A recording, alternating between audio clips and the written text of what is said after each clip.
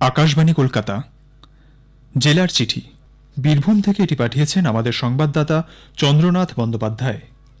প্রাকৃতিক দুর্যোগের রেশ কাটিয়ে সারা বাংলা মেতেছে মাতৃ আরাধনায়।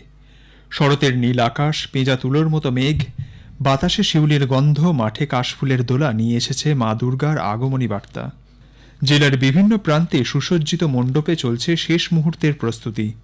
সেখানে কোথাও পৌরাণিক, কোথাও সামাজিক ভাবনা তুলে ধরা হয়েছে।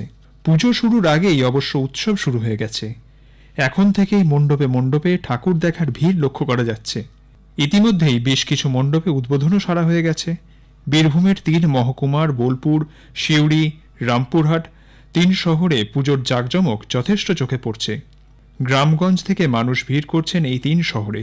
রামপুরহাটে চালধুয়ানিপাড়া থেকে শুরু করে ডাক্তারপাড়া, বোলপুরের স্কুলবাগান, মিশন কম্পাউন্ড, সিউড়ির এসপি মোড়, সোনাতোর পাড়ার বিভিন্ন পুজো মণ্ডপ সেজে উঠছে।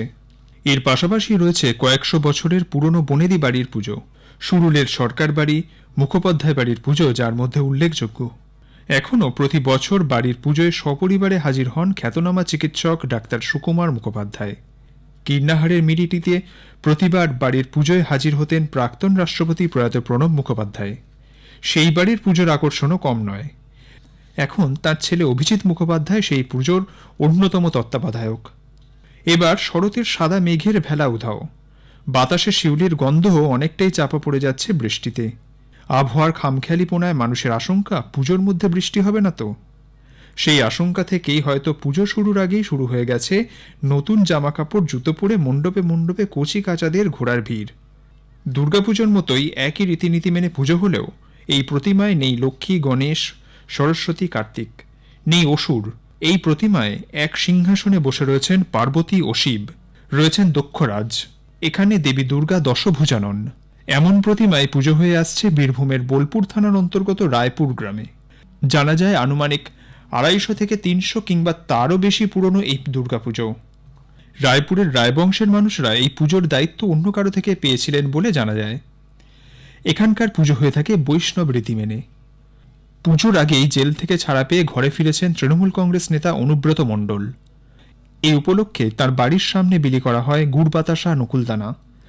সবুজ আবির স্লোগানে তাকে স্বাগত জানান দলের নেতা কর্মীরা। ২০২২-এর ১১ই আগস্ট বোলপুরের নিচুপট্টির বাড়ি থেকে গরু পাচার মামলায় অনুব্রত মণ্ডলকে গ্রেপ্তার করেছিল সিবিআই। জামিন পেয়ে ২ বছর ১ মাস ১৩ দিন পর মেয়ে সুকন্যা মণ্ডলকে নিয়ে বাড়ি ফিরেছেন তিনি। সম্প্রতি রাজ্যের মুখ্যমন্ত্রী মমতা বন্দ্যোপাধ্যায় অসন্তোষ প্রকাশ করেছিলেন সরকারি জমি বেদখল হয়ে যাওয়া নিয়ে। তিনি নির্দেশ দিয়েছিলেন যে সমস্ত সরকারি জমি দখল হয়েছে তা উদ্ধার করতে হবে। এ রাজ্যের অন্যতম পর্যটন কেন্দ্র শান্তিনিকেতন। সেই শান্তিনিকেতনের প্রান্তিক, তালতোড়, সোনাঝুরি সহ বিভিন্ন এলাকায় সরকারি জমি, ক্যানেল, কান্দর দখল করে বেআইনি নির্মাণের অভিযোগ উঠেছে। সরকারি জমি দখল হওয়া নিয়ে বোলপুরের বিধায়ক তথা রাজ্যের মন্ত্রী ও শ্রীনিকেতন শান্তিনিকেতন উন্নয়ন পর্ষদের চেয়ারম্যান চন্দ্রনাথ সিংহ বলেন, ইতিমধ্যেই শ্রীনিকেতন শান্তিনিকেতন উন্নয়ন পর্ষদে বেশ কিছু অভিযোগ জমা পড়েছে। বোলপুর পুরসভাতেও জমি দখলের অভিযোগ জানিয়েছেন অনেকে।